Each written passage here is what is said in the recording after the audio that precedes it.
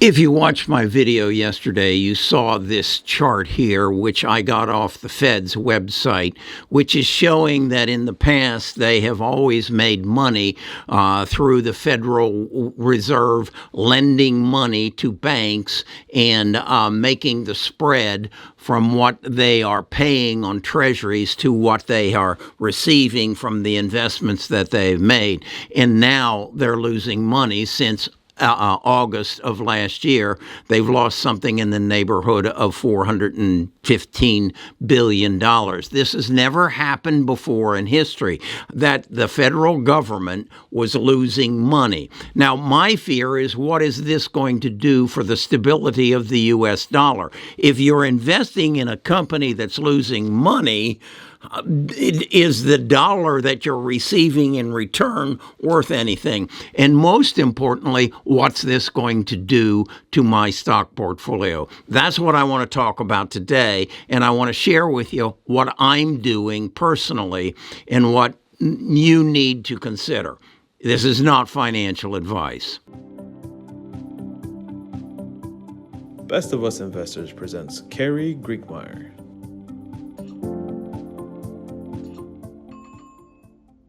As I said, the Fed is losing money for the first time on their financial operation.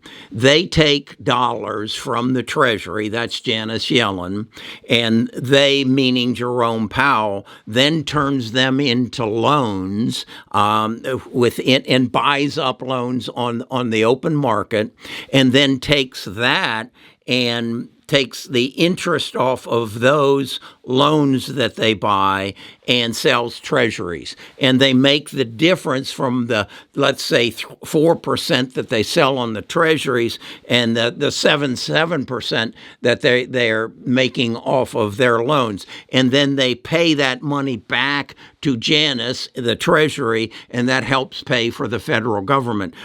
Well, as a result of the investments that Jerome made and is receiving 3%, and then he's paying 5%, he's losing money. And this is the first time this has happened in the history of the Fed. So I'm looking at that and saying, I think that's about the same thing that happened to Signature Bank and to Silicon Valley. And when the depositors realized that those two banks weren't making money, they pulled their deposits and lost faith in the banks. Well, if that's the same attitude that will prevail as the people come to the window to buy treasuries and say, you're losing money, Jerome. We don't have confidence anymore in your operations, and thus we don't have confidence in the U.S. dollar, and we're not going to buy your paper.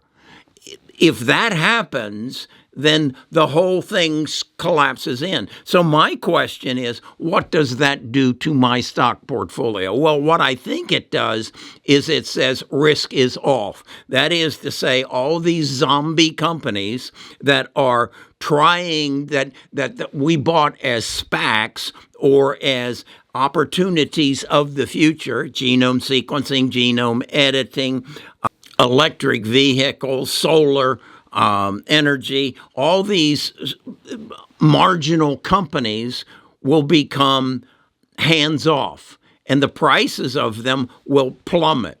So I don't want to be in them anymore. So my strategy is, as I've told you in the past 5 videos, I'm looking to Warren Buffett for guidance. And what I see in Warren Buffett is he's basically in tech and energy and banking, and only invests in companies that are large enough to survive a disaster. And I think we're approaching a disaster. So what I've done is liquidate all my speculative holdings. Warren, from his last report, is about 32% cash. I'm going to 50% cash. I believe, and I'm sharing this with you because I think it's something you need to understand as we move through these unfamiliar waters. This has never happened. This is not what brought on the Depression. It is not what brought on the dot-com bubble, and it's not what brought on the subprime crisis, because the Fed has never lost money before that I can find, and we've never been upside down like this before. So I want you to know this. I want to be transparent. This is what I'm doing. I've liquidated all my companies who are not profitable, who don't have enough money to survive this storm, because I think this storm is only going to get worse, and I want to be on safe ground. I want to be on high ground. I will keep my Apple, my Amazon, my Microsoft, my Nvidia, my Meta, and then my oil stocks, and I'm getting out of anything that has any speculative nature to it as well. If in fact we get through this and they hit it big and it happens, I'll buy back into it then. But I felt it was necessary for me to share what I'm doing, and you do your due diligence, and you decide, is this a sign that it's time to go for high ground? We'll talk more about this, I'm quite sure, tomorrow.